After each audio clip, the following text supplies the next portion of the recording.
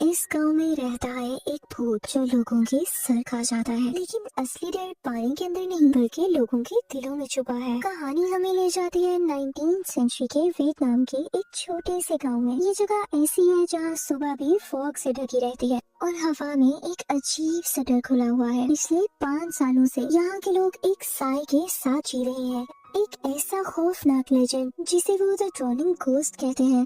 गाँव वालों का मानना है कि एक झील के गहरे पानी में एक बदला लेने वाली आत्मा रहती है। ये आत्मा लोगों को सिर्फ मारती नहीं है बल्कि उन्हें पानी के अंदर खींच लेती है और उनका सर खा जाती है। अब तक 8 यानी 8 पर्सन्स इसका शिकार बन चुके हैं और उनकी सिर कटी लाशें किनारे पर मिली है। इस वजह से पूरा गांव डर से कांप रहा है। इस खौफनाक माहौल के बीच हम मिलते हैं मून से। मून जो कि एक कपड़े की व्यापारी है, एक स्ट्रॉन्ग और हिम्मत वाली औरत जो अपनी भतीजी यानी नीस को अपनी जान से ज्यादा चाहती है।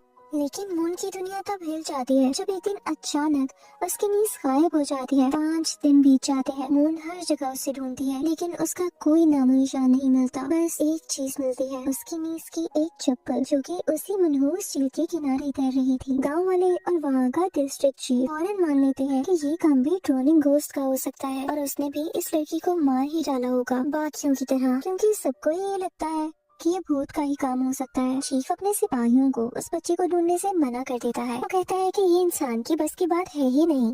लेकिन मून इस बात को मानने से इनकार कर देती है। वो लॉजिक में मानती है। वो आंखें बंद कर किसी भी बात पर यकीन नहीं कर सकती है। यहीं पर वो एक बहुत इंपॉर्टेंट चीज नोटिस करती है जो कि बाकी सब इग्नोर कर रहे थे। पिछले सारे केसेस में बॉडी किनारे पर मिली थी लेकिन उसकी नीज की बॉडी वहाँ थी ही नहीं, गायब थी। उसे लगता है कि शायद उसकी भतीजी अभी भी जिंदा है। यकीनन वो जिंदा हो सकती है या फिर ये किसी इंसान का काम है, भूत का नहीं। इसलिए वो अपने किसी जान पहचान वाले को मदद के लिए बुलाती है, एक ऐसे डिटेक्टिव को जो साइंस और ऑब्जर्वेशन पर चलता है, सुनी सुनाई बातों पर नहीं। वो मशहूर है ऐसे मुश्किल केसेस सॉल्व करने के लिए जहाँ लोगों को लगता है कि ये भूत का काम हो सकता है।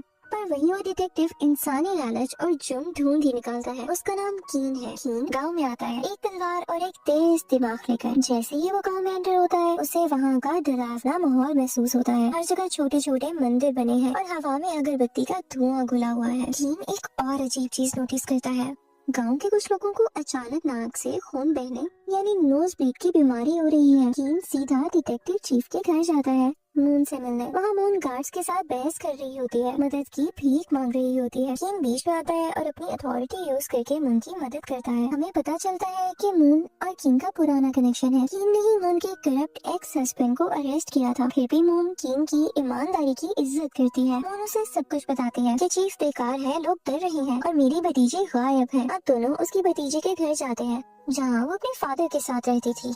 कीन फौरन से अपनी इन्वेस्टिगेशन शुरू करता है। उसे पता चलता है कि मून की भतीजी एक बहुत ही चुपचाप और सीधी सादी सी लड़की थी जिसका कोई दुश्मन नहीं था। लेकिन एक बड़ा क्लू मिलता है। उस लड़की के गायब होने से 2 हफ्ते पहले एक चोर ने उसके कमरे में घुसने की कोशिश की थी। उस लड़की ने बहादुरी दिखाई थी और उस चोर के हाथ पर किसी नुकीली चीज से वार किया था, यानी किसी शार्प चीज से उसके हाथ पर मारा था, जिसके बाद वो चोर भाग गया। चोर ने कुछ खास चोरी नहीं किया, बस कुछ मिट्टी के बर्तन और एक ज्वेलरी बॉक्स। अब कीन कमरा चेक करता है और देखता है कि उस लड़की के कपड़े और सेविंग्स तो वहीं पर मौजूद हैं, जिसका मतलब वो भागी नहीं है, उसे जबरदस्ती गायब किया गया है। कीन उस झील पर जाने का फैसला करता है जहाँ पर चप्पल मिली थी। मून साथ आना चाहती है पर कीन उसे मना कर देता है ताकि कोई अफवाह न उड़ाए और मून सेफ रहे। अब झील पर कीन को एक फिशरमैन मिलता है जो बताता है कि चीफ ने एक जादूगर जिसका नाम शमान दिन है उसे बुलाया है गांव की सफाई के लिए। कीन जादू तो नहीं है, ब्लैक मैजिक में यकीन नहीं रखता था, लेकिन फिर भी उस जादूगर से मिलने जाता है। वो जादूगर कीन को एक प्रोटेक्शन एमुलेट देता है और उसे डराता है कि वो भूत खून का प्यासा है। जब कीन वहाँ की वेजिटेशन के बारे में पूछता है, खासकर ज़ैंथियम फ्रूट के बारे में जो कि मून की भतीजी की चप्पल पर चिपका हुआ था, तभी मून भी वहाँ पर आ जाती है। वो कहती है कि वो इस इन्वेस्टिगेशन में शामिल होकर ही रहेगी। वो बताती है कि ये ज़ैंथियम फ्रूट सिर्फ एक ही जगह उगता है, वो थीम फॉल्स, जो पर पहाड़ियों में एक सुनसान झरना यानी आबशार है। कीन और मून उस झरने की तरफ निकल पड़ते हैं। वहाँ पहुंचकर मामला और ज्यादा वर्स हो जाता है। कीन को चट्टानों पर ताज़ा खून मिलता है। मून ये देखकर घबरा जाती है। उसे लगता है कि उसकी भतीजी का ही खून है। कीन उसे शांत करने की कोशिश करता है, कहता है शायद किसी जानवर का हो, पर वो भी जानता है कि हालात कुछ ठीक नहीं है। रात होने तक वो वहाँ ढूंढते हैं पर कुछ उन्हें नहीं मिलता। उस रात कीन एक गेस्ट हाउस में रुकता है। उस तरफ पूरे गाँव में उस जादूगर की अगरबत्ती का धुआं फैला हुआ है। सोने की कोशिश करते हुए कीन को भी वही सिम्टम्स होने लगते हैं जो गांव वालों को हो रहे थे। उसकी नाक से खून बहने लगता है। उसे नींद नहीं आ रही होती, वो काफी बेचैन होता है, लेकिन फिर भी उसकी आंख लग ही जाती है। उसे एक बहुत खौफनाक सपना आता है। सपने में वो मून की भतीजी यानी उस लड़की को पानी के पास देखता है। अचानक पानी के अंदर से गले सड़े हाथ निकलते हैं और उसे नीचे खींचने लगते हैं। कीन उसे बचाने की कोशिश करता है, लेकिन जब उसे ऊपर खींचता है तो उसके हाथ में उस लड़की का कटा हुआ सर होता है। कीन कांपते हुए जागता है। अब हकीकत और सपने के बीच का फर्क धुंधला होने लगा है। अगली सुबह कीन उस बुरे सपने को झटक कर फैक्ट्स पर वापस आता है। वो मार्केट जाता है ये पता करने के लिए कि वो लड़की आखिरी बार कहाँ देखी गई थी। एक विटनेस बताता है कि जिस दिन वो लड़की गायब हुई वो अपनी दुकान जल्दी बंद करके झरने की तरफ गई थी। लेकिन सबसे बड़ी बात ये थी कि जाने से ठीक पहले उस लड़की के बहस एक औरत से हुई थी जिसका नाम डुएट है। डुएट कोई मामूली लड़की नहीं है, वो डिस्ट्रिक्ट चीफ की बेटी है, अमीर, मगरूर और ताकतवर। कीन उसे सवाल जवाब करने जाता है। डुएट मानती है कि उसकी उस लड़की से बहस हुई थी, पर वो कहती है कि ये कपड़े के ऑर्डर को लेकर थी, किसी और चीज का इससे कोई लेना देना नहीं है। वो कहती है कि उस लड़की ने उसे धमकी दी थी कि अगर डुएट पैसे नहीं देगी तो वो थाक नाम के आदमी से पैसे ले लेगी। यहाँ एक नया नाम सामने आता है, थाक। थाक एक आर्टिस्ट है जो मिट्टी के बर्तन बनाता है और बांस के जंगलों में रहता है, और वो डुएट का मंगेतर यानी फियांसे भी है। कीन और मून थाक के स्टूडियो जाते हैं। वहाँ बहुत ही प्यारे और खूबसूरत मिट्टी के बर्तन रखे थे, बिल्कुल उसी स्टाइल के बर्तन जो कि उस लड़की के कमरे में मिले थे।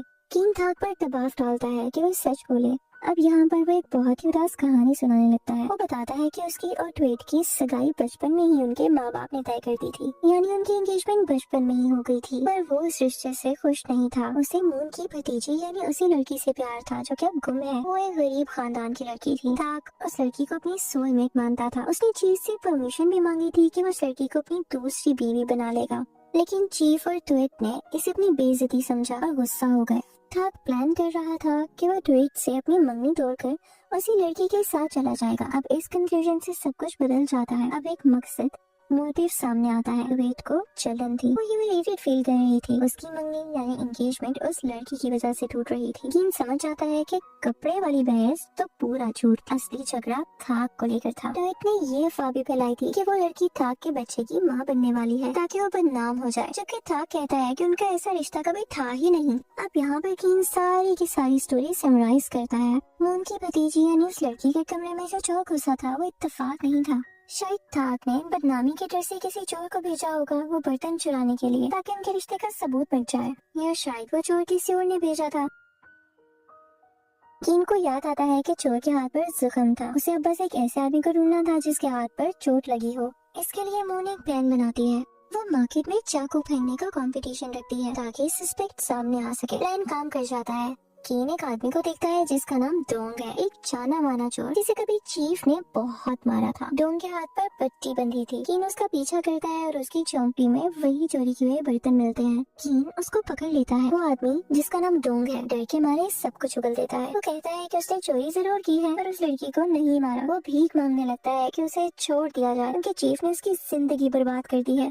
और फिर वो एक बहुत बड़ा राज खोलता है। जिस रात वो चोरी करने गया था उसने लेडी वोंग जो चीफ की बीवी और डुएट की माँ है उन्हें उस लड़की के फादर के घर से चुपके हुए निकलते देखा था। वही लड़की जो लापता है। इसका मतलब चीफ की पूरी फैमिली इस साजिश में शामिल है। कीन सीधा चीफ की बीवी और उसकी बेटी के पास जाता है। माहौल बहुत इंटेंस हो जाता है। कीन झूठ बोलता है कि उसके पास एक विटनेस है जिसने डुएट को झरने पर उस लड़की से मिलते हुए देखा था। इस प्रेशर में आकर डुएट टूट जाती है। वो रोती है और कन्फेस करती है। वो मानती है कि वो उस लड़की से झरने पर मिली थी ताकि उसे थाक से दूर रहने को कह सके।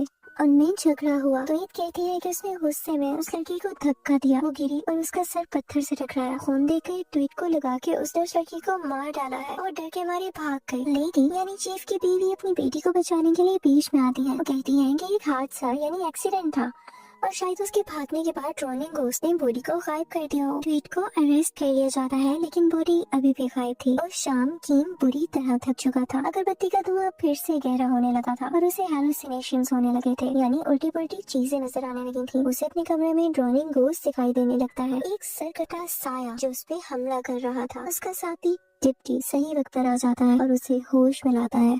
डिप्टी पुराने केसेस की फाइल लेकर आया था जो कीन ने मंगवाई थी। कीन पैटर्न ढूंढ रहा था। वो पढ़ता है कि 30 साल पहले एक 14 लोगों के परिवार को, यानी एक ऐसी फैमिली जिसमें 14 लोग थे, उनको गद्दार, ट्रेटर्स माना गया था और इसी वजह से उनका सर कलम कर दिया गया था। और उस एग्जीक्यूशन का ऑर्डर देने वाला कोई और नहीं बल्कि जवान चीफ था। जब कीन पास्ट को देख रहा था तभी प्रेजेंट में कुछ बहुत बुरा होता है। आखिरकार झील के किनारे एक सरकटी लाश मिल ही जाती है। पूरे गाँव में हड़बड़ मच गई थी। मून बुरी तरह परेशान हो जाती है। उसे लगता है कि यही उसकी भतीजी है। चीफ की फैमिली राहत की सांस लेती है। उन्हें लगता है कि इससे साबित हो जाएगा कि भूत ने ही उस लड़की को मारा है और ट्विट मर्डर चार्ज से बच जाएगी। लेकिन कीन उस बॉडी को ध्यान से देखता है। वो कुछ ऐसा देखता है जो गांव वाले नहीं देख पाए। बॉडी के हाथ और पैर की स्किन बिल्कुल स्मूथ थी। उनमें झुर्रियां यानी रिंकल्स नहीं थे। अगर कोई बॉडी एक हफ्ते से पानी में रहे तो उसे सड़ जाना चाहिए। और तो और सर को एक ही बार में किसी तेज हथियार से काटा गया था, जबकि पहले के विक्टिम्स को पूरी तरह नोचा गया था। कीन समझ जाता है कि ये वो लड़की यानी मून की भतीजी है ही नहीं, ये किसी और लड़की की ताजा लाश है जिसे उस लड़की के कपड़े पहनाकर वहाँ प्लांट किया गया है ताकि केस ही बंद हो जाए। अगर ये बॉडी नकली है इसका मतलब वो लड़की यानी मून की भतीजी अभी भी जिंदा है। कीन समझ जाता है कि डोंग वो चोर सब कुछ नहीं बता रहा।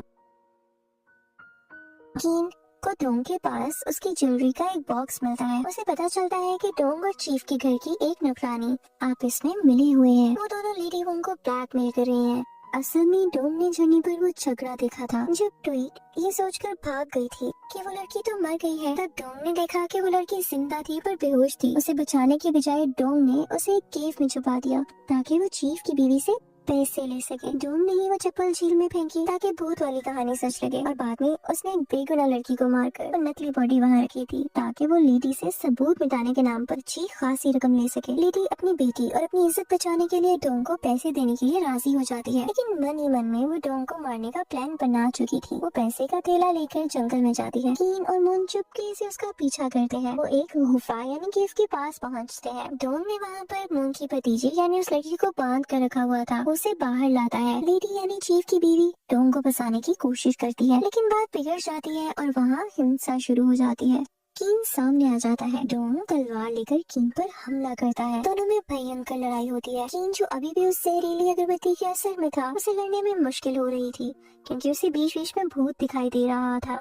उधर लेडी वोंग मौका देखकर उस लड़की को मारने की कोशिश करती है ताकि ये किस्सा हमेशा के लिए खत्म हो जाए। मून अपनी भतीजी के लिए शेरनी की तरह लेडी वोंग से भिड़ जाती है बिल्कुल आखिरी पल में। जब डोंग कीन को मारने ही वाला होता है, कीन अपना दिमाग लगाता है और डोंग को धक्का दे देता है। डोंग पीछे गिरता है और वहाँ लगे स्पाइक्स पर गिरकर मर जाता है। मून भी लेडी वोंग को काबू कर लेती है। वो लड़की आखिरकार बच जाती है। पुलिस आती है और लेडी वोंग और बाद में ट्वेट को उनके जुर्मों के लिए अरेस्ट कर लिया जाता है। किडनैपिंग केस को सॉल्व किया जाता है और ये केस सॉल्व भी हो जाता है। वो लड़की यानी मून की भतीजी और मून फिर से एक हो जाते हैं। चीफ की फैमिली का असली रंग सबके सामने आ चुका था, लेकिन कीन अभी भी संतुष्ट नहीं है। वो राजी नहीं है कि ड्रोनिंग घोस्ट कोई असली मामला है। और ड्रोनिंग घोस्ट का राज और पिछले 8 लोगों की मौत का राज अभी भी नहीं खुला था। नकली बॉडी से आखिरी केस तो समझ आ गया, पर बाकी 8 का क्या? कीन वापस उस अगरबत्ती की तरफ ध्यान देता है। उसका सैंपल लेकर एक डॉक्टर के पास जाता है। डॉक्टर कंफर्म करता है कि इस अगरबत्ती में एक रेयर जहर है जिसका नाम मनकिदा है। ये दिमाग पर असर करता है, डर पैदा करता है,